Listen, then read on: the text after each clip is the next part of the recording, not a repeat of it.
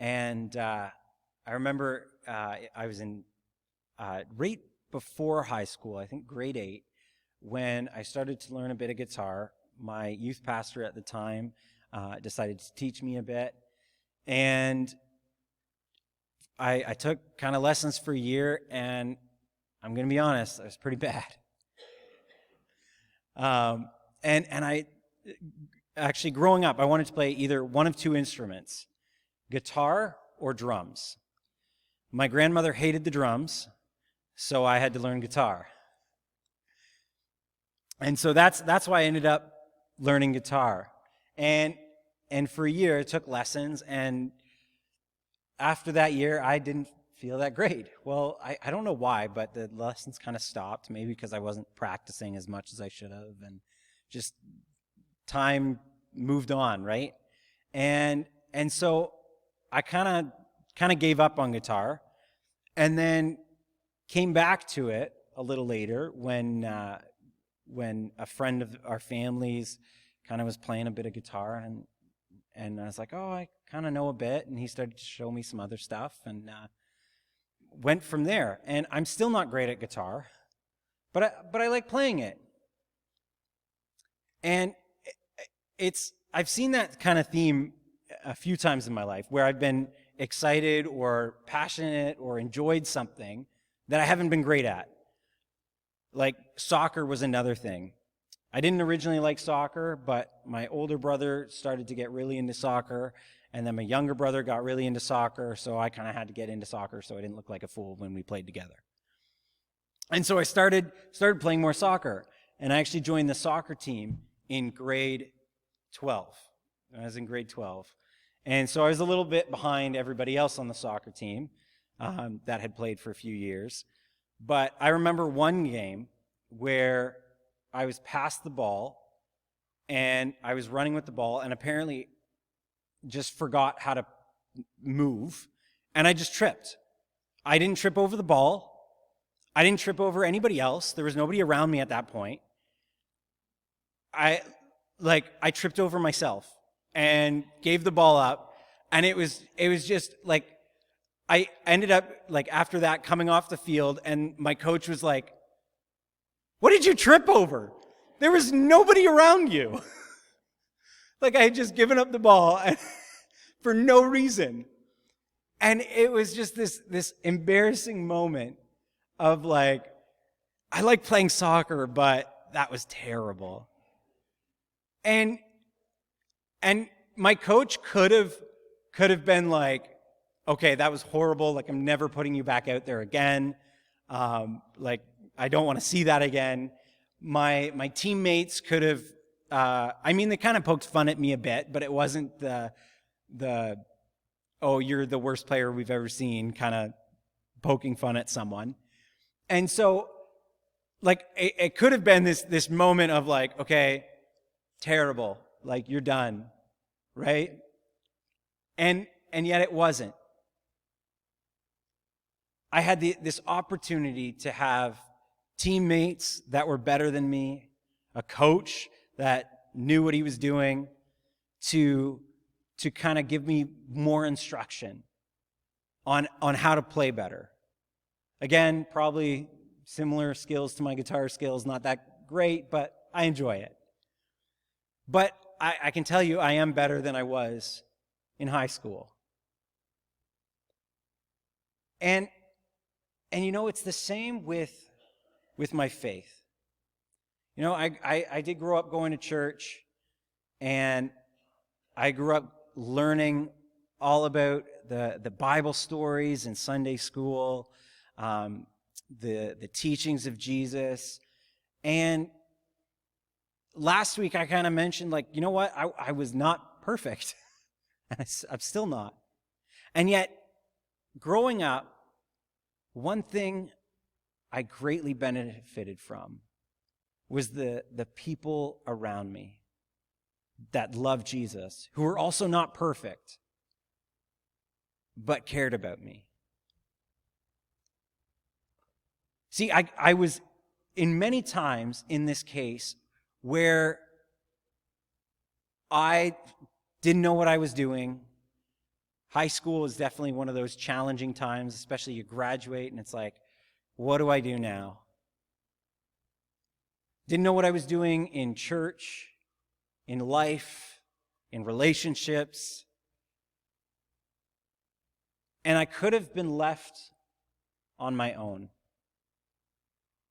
I could have just been left all by myself to figure it out all by myself. And I can tell you, if that had happened, it wouldn't have been great.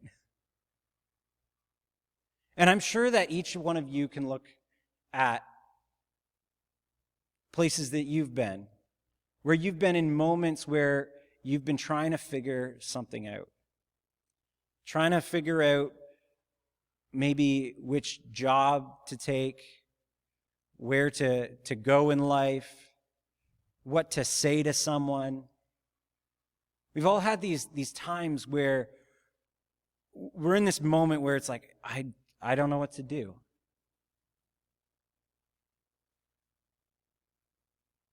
And I hope that in those times that you have had someone that you can lean on, that you've had someone you can go to.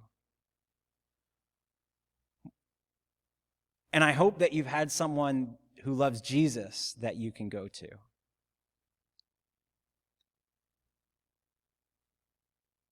So this morning, I'm continuing kind of the series on church fundamentals, what a church needs to be.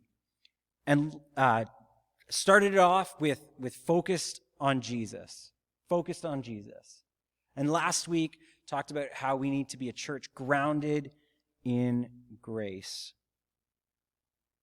And this week, I want to talk about how we need to be a discipling community. We need to be a discipling community. See, in those times of uncertainty, I had the benefit of being part of a church with people that cared, that spent time with me, that listened to my problems.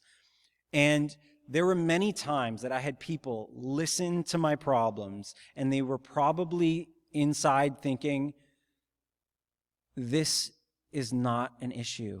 Why are you making it such a big worry? Right? How many of you have had those problems? Looking back, you're like, yeah, I just spilled my guts to someone, and it really wasn't as big as I made it out to be. Ended up working out just fine. And yet I had those people, I had those people in my life that would listen to me and maybe give me advice, but most importantly, they just showed that they were there. See, we have needed people in our lives to guide us through pivotal points, through maybe what we thought were pivotal points, but actually weren't, to get us to where we are today, to move forward in life. We have all benefited in some way from some sort of discipling community. See, discipleship is kind of like this idea of apprenticeship, where you spend time with someone and you learn from them how to do a certain thing, right? Like if you're an apprentice in electrical trade, like you learn from a licensed electrician to figure out how to do things the proper way, hopefully. And see, that's what we have had in our lives, and that's what we need. And that's what this church needs to be.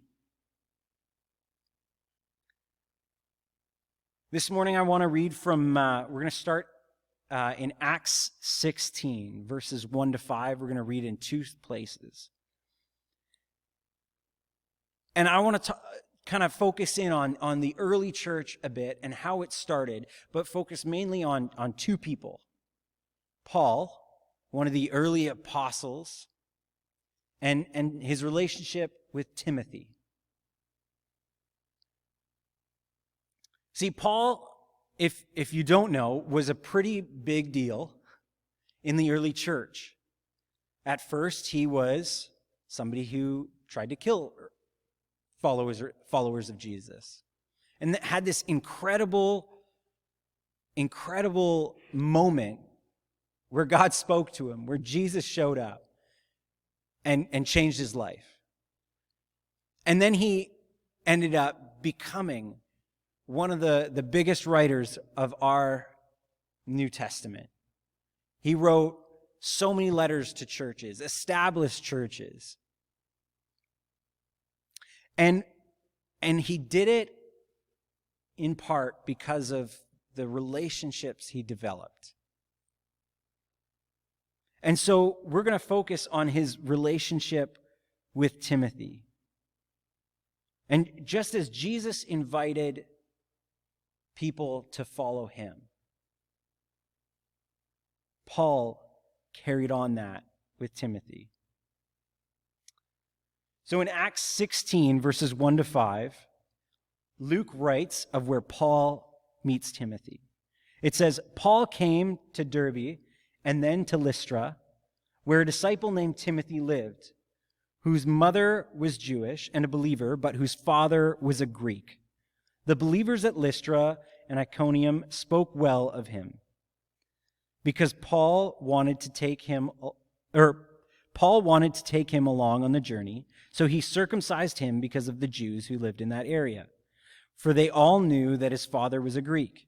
As they traveled from town to town, they delivered the decisions reached by the apostles and elders in Jerusalem for the people to obey. So the churches were strengthened in the faith and grew daily in numbers. Okay, so Paul comes to this town, right, that the church has been established, and he meets this guy named Timothy. And Timothy actually had a pretty good reputation at this point. And Paul sees in this man some potential, right? Timothy is going to be someone that I can work with. Now, Paul would have been about 50 years old at this point. And Timothy, we actually don't know exactly how old he was.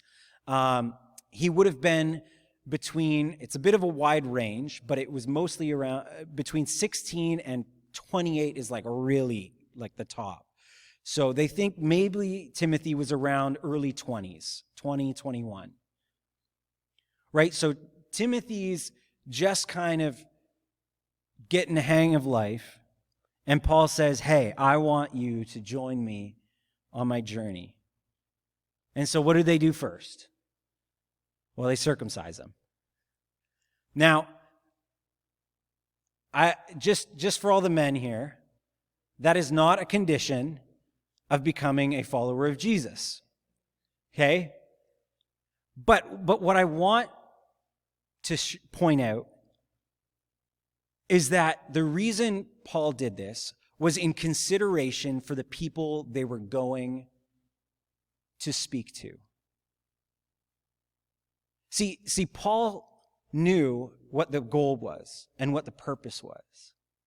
So when he invited Timothy on this journey, he made clear to Timothy what they were going to do and what needed to be done to do it well.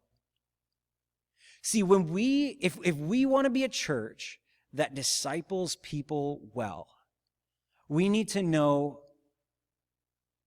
the community that we're engaged with. We need to know the people that we're trying to connect with. We need to know who our kids are connecting with, the society that they live in, that our teens, the schools. We need to have an idea of, okay, this is who you are going to meet. This is who we're going to meet. And what do we need to do to be ready?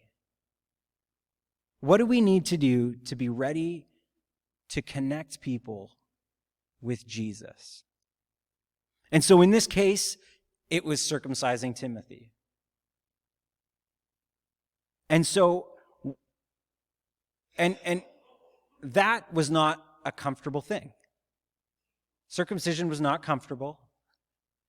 And there may be cases where we might have to be willing to either do or ask of someone else to do something that might be outside of our comfort zone to get ready for what we want to do, what God wants us to do.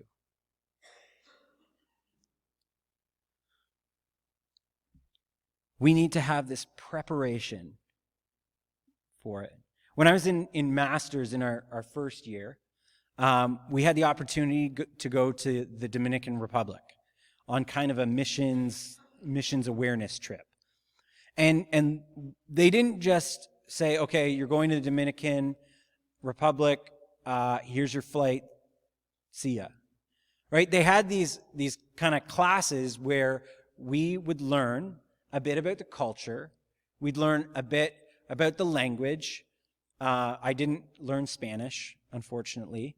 But we kind of learned some basics of these are the basics that you need to know so that when you are there, you can be a decent or good representation of Masters and more importantly, of Jesus. Right? Because there are certain things in different cultures, wherever you go, that you can offend them without even knowing. Right? You could do something or say something and you think nothing of it, but it could actually be really offensive. And so, in this case, Paul is saying, okay, we are going to minister, to preach the good news to Jewish people. So we don't want to have this to be an offense to them, to be a barrier.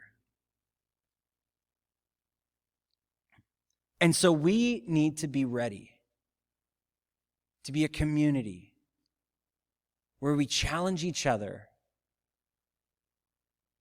to remove certain barriers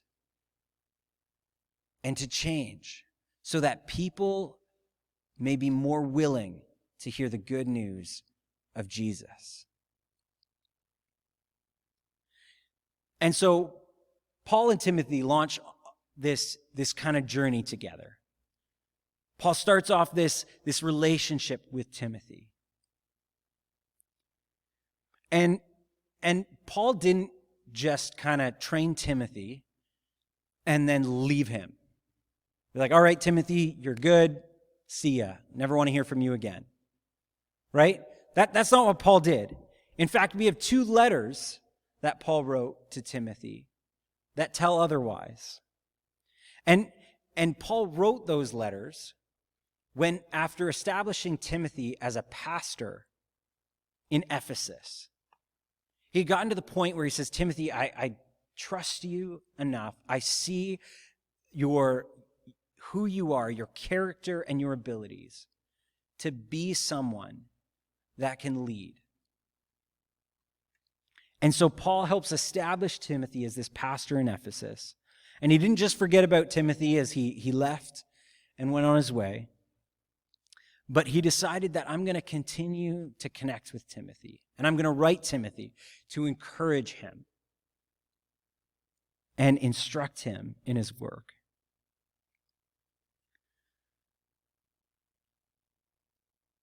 One thing I've learned over the years is the power of just a written note. Whether it was a written, like a thank you, or a letter of some kind, that just says, hey, I'm thinking about you. Or, hey, I wanna encourage you in what you're doing. And it's something I've tried to work on to do better at in writing kind of little notes and stuff to people. But over my years, it's been really nice to get that unexpected thank you or unexpected little kind of note. And so, I wonder how Timothy would have felt receiving this letter from Paul, his kind of, his teacher, his mentor.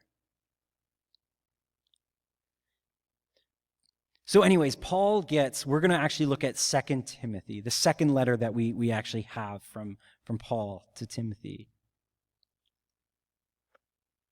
And in this, Paul is instructing Timothy after Timothy's been established as a pastor.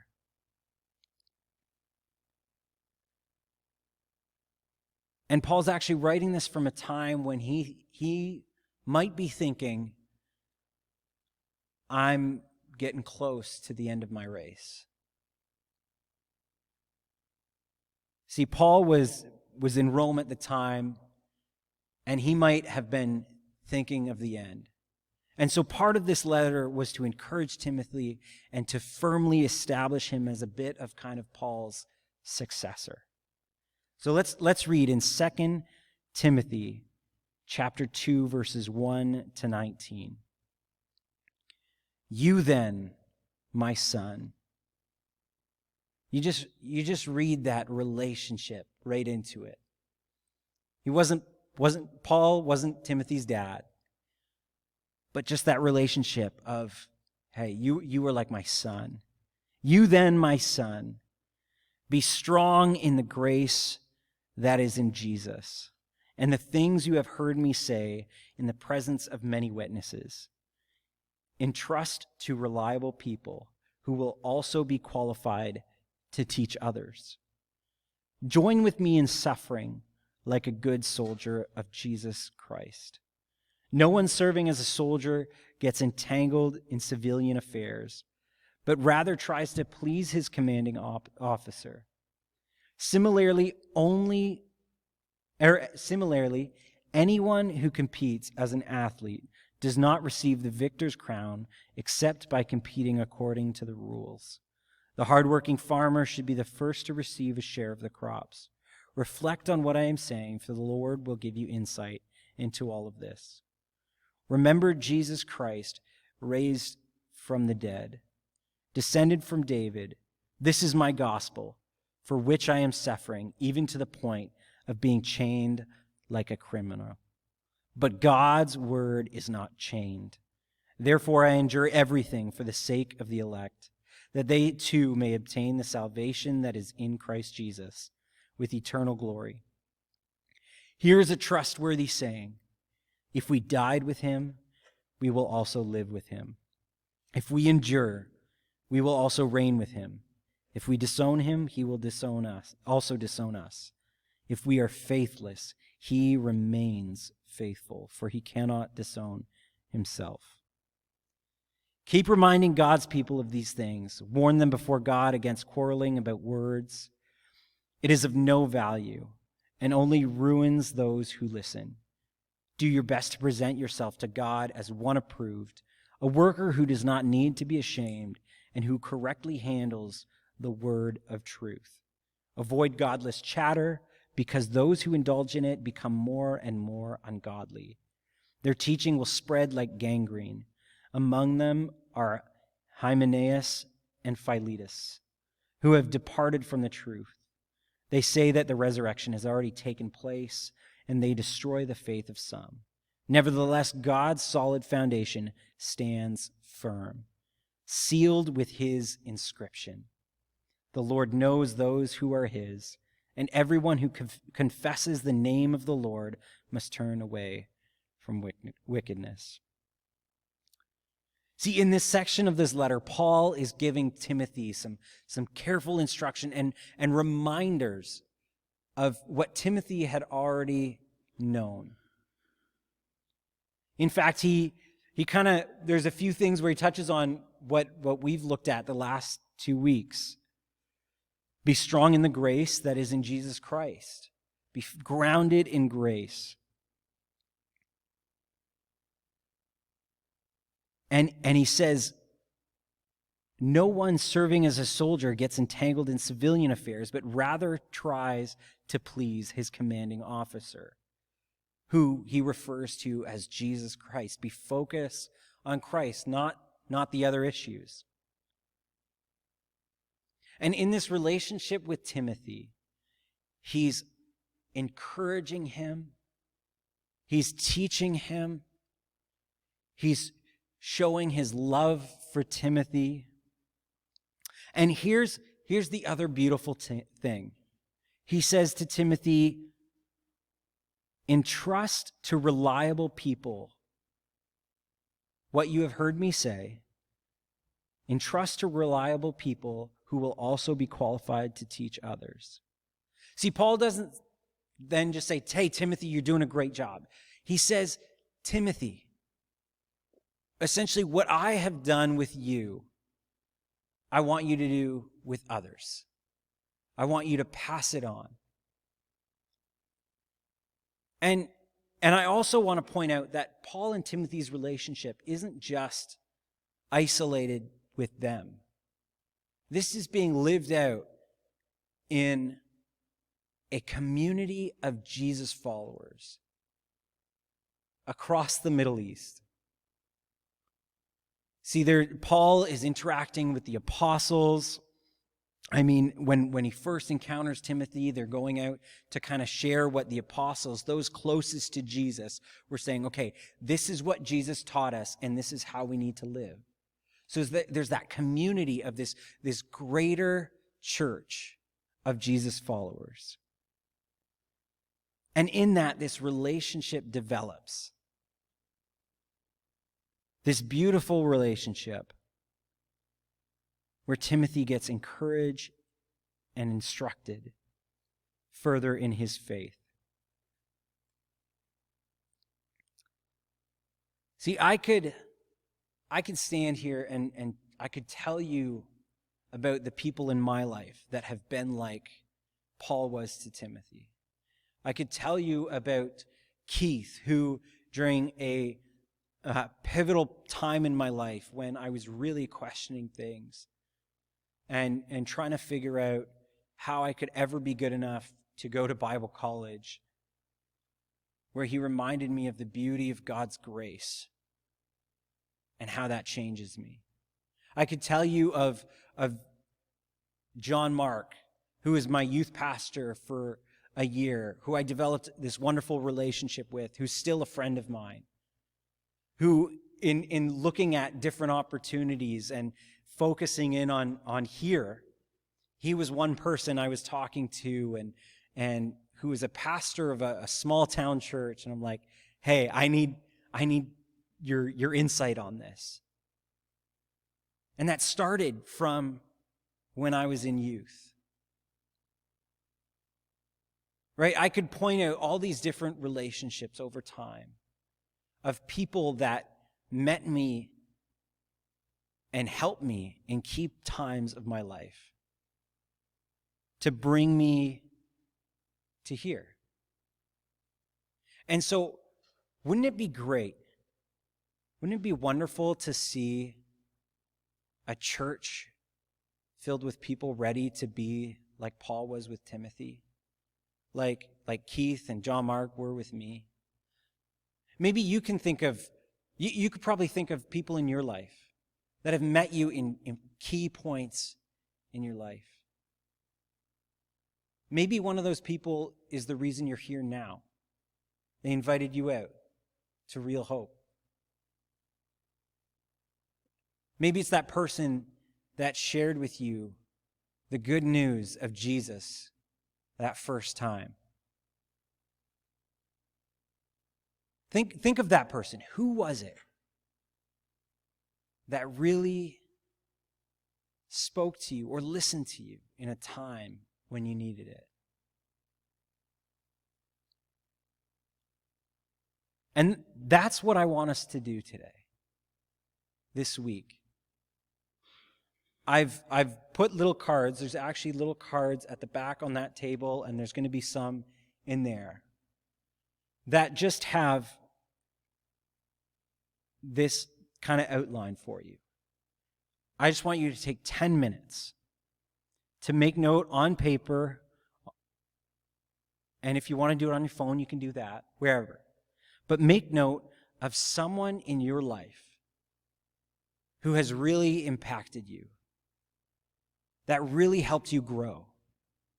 Maybe it was someone who shared with you good news. Maybe it was someone who challenged you on something. There have been people in my life that at the time said something to me that I really didn't want to hear at the time. And yet it became a point of reflection, of like, okay, no, they were right. Think of that person, write their name down. And I want you to write down maybe 3 reasons why you chose them. If you can think of it, maybe 1 reason why you chose them. And then 3 characteristics about that person that impressed you. Maybe it was they didn't care what I thought, but they told me the truth. They didn't care what other people thought, but they said the truth. Maybe it was they sat with you during a time of deep sorrow, or listened to you as you just ranted. What characteristics of that person stick out to you? And the last thing I want you to do, I want you to pray that God would help you be like that to someone else. See, the reason that I felt God, one of the reasons I felt God calling me to be a pastor was because of the impact pastors have had on my life. I grew up in a small town church when I was really young, and the pastor there, I don't know how it worked, how it got set up, but I remember going with him to a senior's home before the Sunday service at our church. And he'd lead the service there. And I just get to sit with the seniors, and they just loved that I was there. Right? He took the time to bring me along. I remember another pastor who hadn't even met me yet. And during this, we had just moved, and I was having a really hard night. And at 9 or 10 o'clock at night, my mom gets my brother to call him, and he comes over. He hadn't even met me. Gave up his night, ends up sitting with me. Just this kid that just had a bit of a big angry outburst. And he sat with me. And the first thing he said to me was, "I love you, David." He just met me.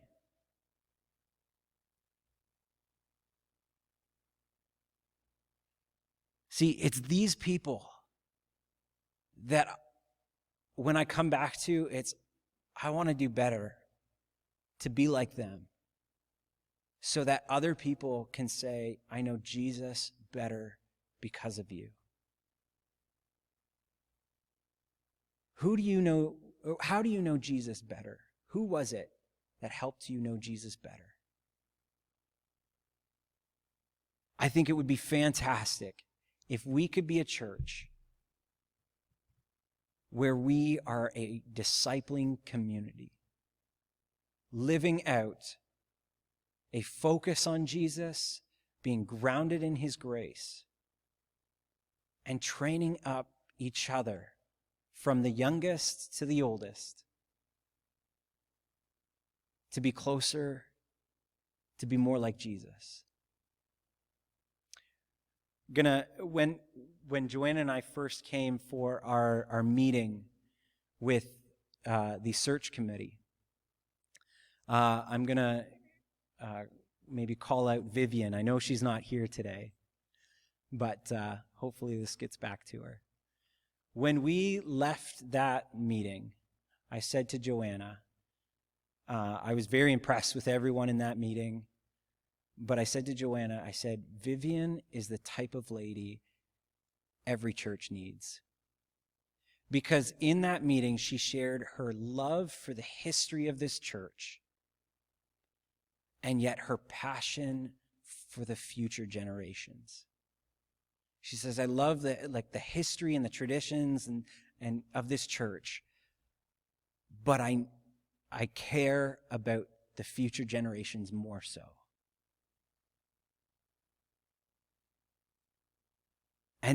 And that was just so impressive.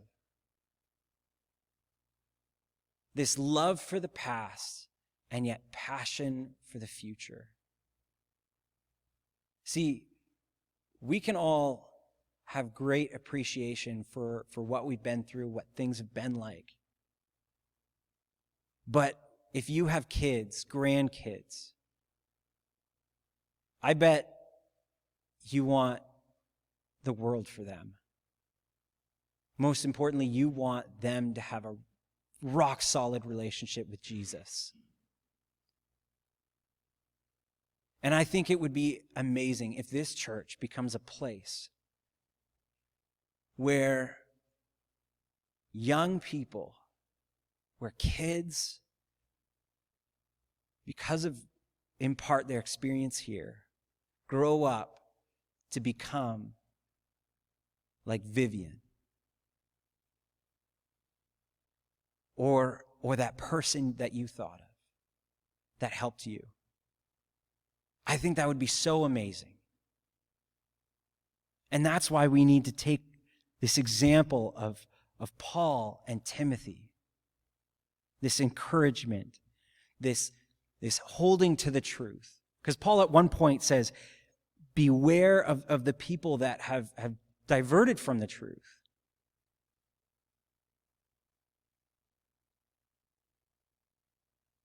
But if we can be a people that disciple each other from young to old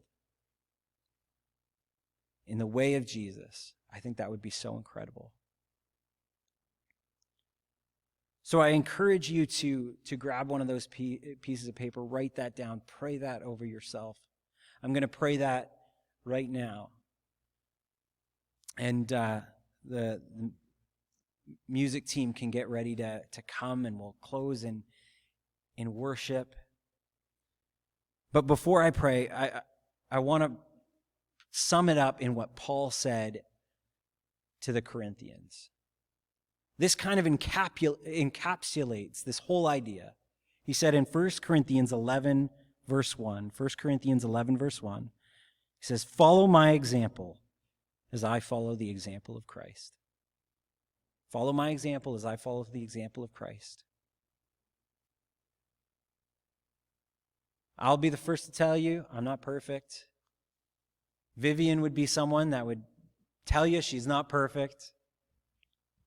The people that helped you were not perfect. But as they follow Christ, you learned from that. And let's be people that we can say that to others. Father, I thank you so much for the people in our lives that have brought us here today. God, so that we could be grounded in your grace, grounded in your truth, that we could be focused on Jesus. God, I thank you for Keith. Thank you for John Mark, for Ken. God, I thank you for each person in my life that called me out, that spoke truth to me in love, that listened to me.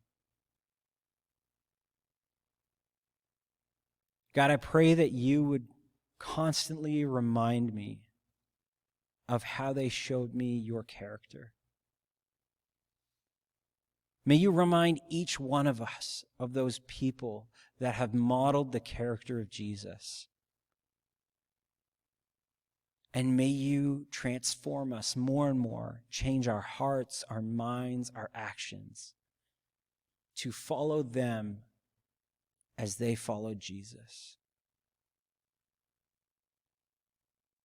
May we be people that others can follow as we follow Jesus.